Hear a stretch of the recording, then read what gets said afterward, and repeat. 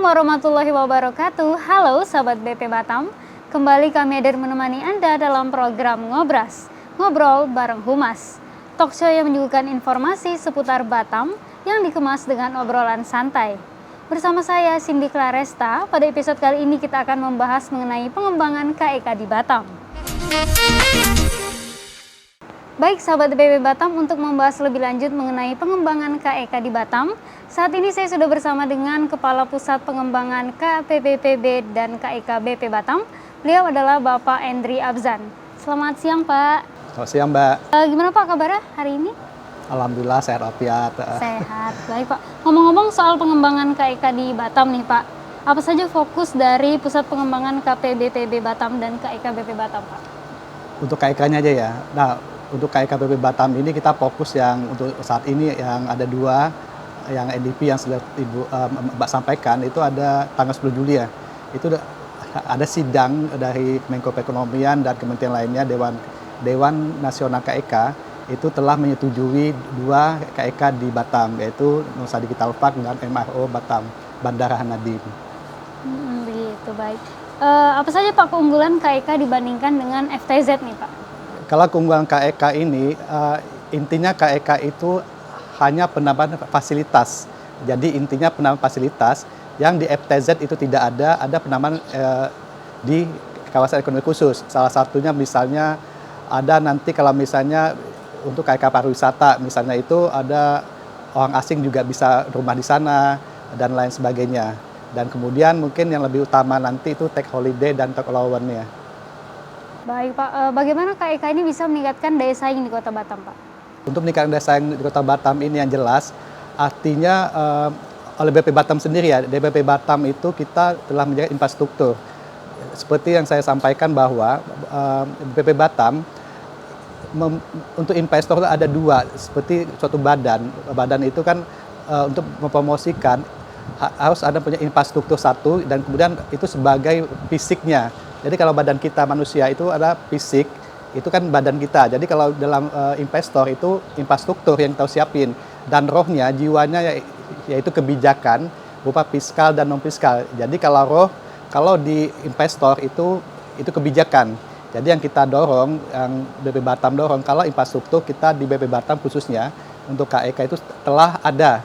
Itu beda dengan KEK yang lain.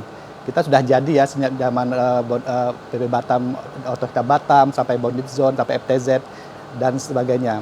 Dan kalau yang misalnya untuk kebijakan, itu kita terus update terus. Karena kebijakan yang disampaikan pemerintah yang sebelumnya, itu mungkin saja tidak sesuai dengan update saat ini.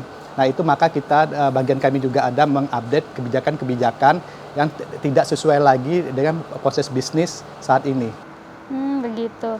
Baik Pak, kalau untuk pengembangan KEK itu meliputi apa saja Pak? Boleh dijelaskan sedikit? Untuk pengembangan KEK untuk saat ini yang telah disetujui ada dua ya, dan untuk selanjutnya BP Batam akan mengusulkan sendiri.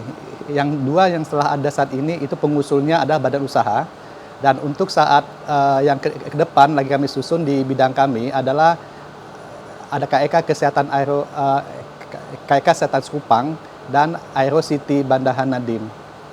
Itu tahapannya kita lagi proses dan pembuatan master plan. Dan untuk itu kita menggandeng mitra strategis.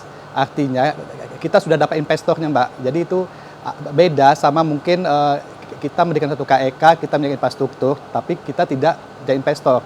Dan kami walaupun belum jadi master plan lagi disusun, tapi investornya setelah kami promosikan sudah ada dapat beberapa investor. Dan ini kami lagi seleksi. Jadi kami seleksi untuk mitra strategis ini nanti. Baik, terakhir Pak, apa saja yang akan disediakan di dalam KEK yang akan diusulkan nanti itu Pak?